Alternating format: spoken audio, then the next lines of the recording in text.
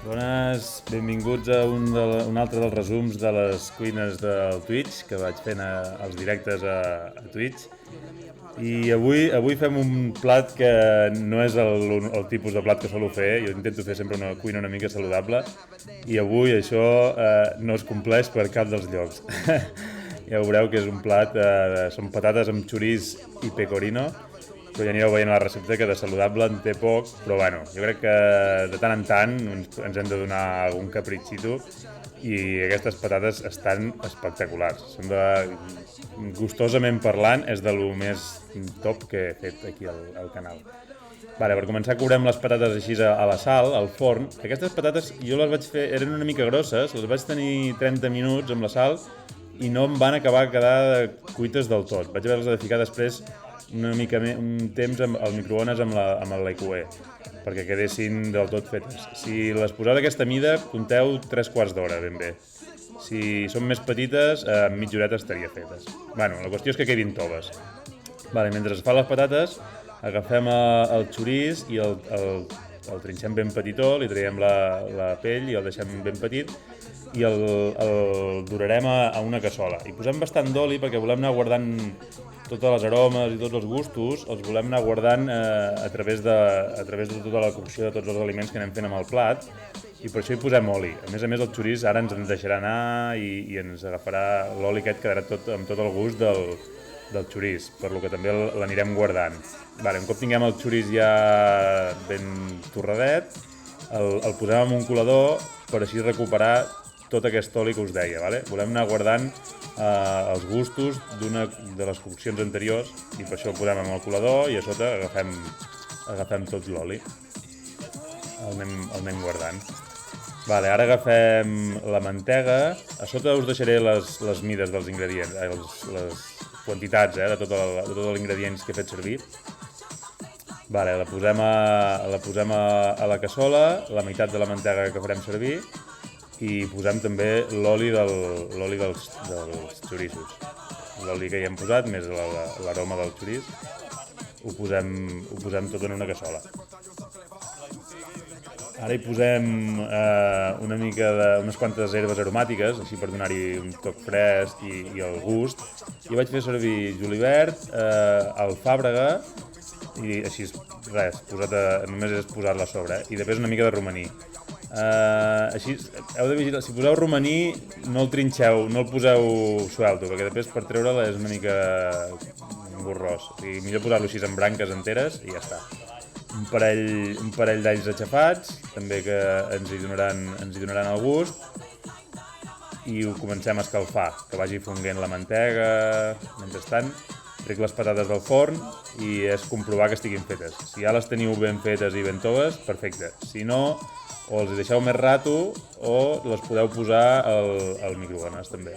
Acabar-les de fer amb l'EQE com vaig fer jo. Vale, un cop ja estiguin toves, que es puguin, veus, la gràcia és poder-les aixafar així amb un plat mateix i ja acaben que es quedin esquerdades, perquè ara com que les posarem a fregir amb la mantega i l'oli, així tot l'oli pot acabar entrant a dintre la patata i es fregeix més homogèniament. Vale, quan ja tinguem la mantega fosa i acabem d'afegir el reste de mantega que teníem, i ja podem anar per posar les patates a fregir.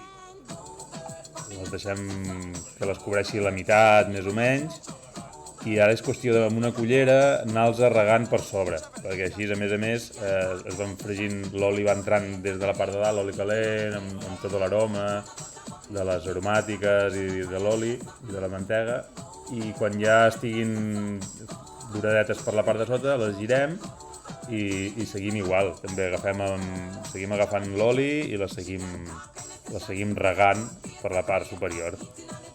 L'important és que les patates ens agafin l'aroma de tot, de les aromàtiques, de la mantega, de l'oli del xoriço. Vale, un cop ja estiguin fregides pels dos costats, les deixem escórrer una mica així a sobre la cassola i les posem en una plata de forn. Allà mateix on les hem fet amb la sal, sense la sal, ja els podem deixar allà. I de la cassola traiem totes les restes de les aromàtiques.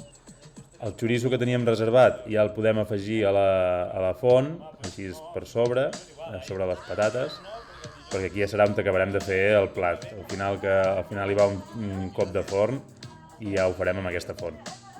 Vale, colem tot l'oli que ens ha quedat de l'oli, la mantega i tot, el colem per treure una mica les restes que ens hi hagin pogut quedar i n'hi posem una miqueta, no gaire, tornem a posar una miqueta perquè ara anem a fer la salsa final que acompanyarà les patates.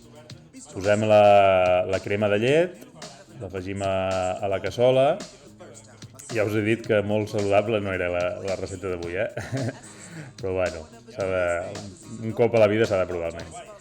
Vale, i ara afegim la mozzarella, la tallem a dauets, ben petitona, i l'afegim, que la mozzarella ens hi donarà tota aquesta textura de fil, de formatge fos i així, i ja veureu que hi queda molt guai. Ara agafem 3 rovells i els blanquegem amb una batedora, que quedin ben integrats, i posem un raig de vi blanc i ho acabem de remenar bé, i tot això ho afegirem a la salsa. Ho afegim a la cassola i ho anem remenant i que es vagi fonguent la mozzarella, que es quedi ben integrada amb els rovells, que tot vagi agafant la textura que busquem. Ja veureu que busquem una textura una mica així molt cremosa, que ara ja l'afegim a les patates, l'afegim a la font. Veieu aquesta textura de crema, una crema de llet molt densa, és això el que busquem, que la mozzarella ja s'ha fos del tot i ja ens dona aquesta textura. Ja veureu que després encara, ara com que ho tornem a posar al forn, a la que es torni a escalfar, s'acaba d'igualar tota la salsa i no hi ha problema. Vale, ara agafem el pecorino, tot el que hem de ratllar, el ratllem en un plat a part i l'anem afegint. És a dir, ara el plat ja estaria fet, perquè les patates ja estan fregides, el xoriç està fregit, la salsa està feta, però ara amb el toc de forn del final el que busquem és que es fongui tot el pecorino aquest que hi estem afegint a sobre. Que el pecorino vindria a ser com un parmesà però fet amb ovella.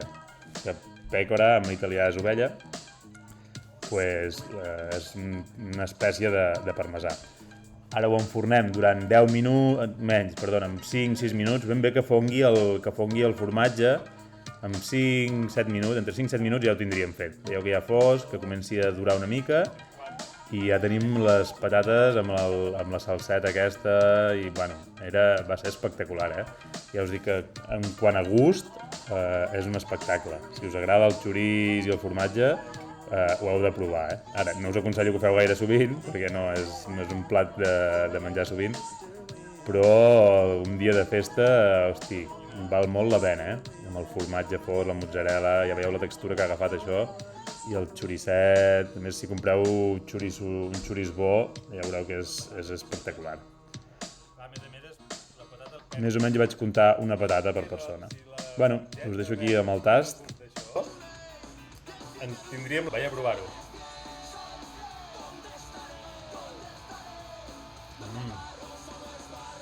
La patata està al punt. Buah, tubeta, amb gust a romaní. Clar, és que al fregir-la amb el romaní... Bueno, no fa falta dir gaire res, és el que us dic. Estava molt i molt bo. Espectacular, sí, espectacular. Gent, merci per aguantar fins aquí tota la recepta i el de sempre, Estic a Twitch dimarts, dijous i diumenges. Dimarts i dijous més o menys a les 12:30, diumenges a les 8. I res, anirem fent platets, anirem xerrant, anirem passant l'estona i el de sempre, ens veiem a Twitch, parlem pel xat i que vagi molt bé. Ciao, ciao!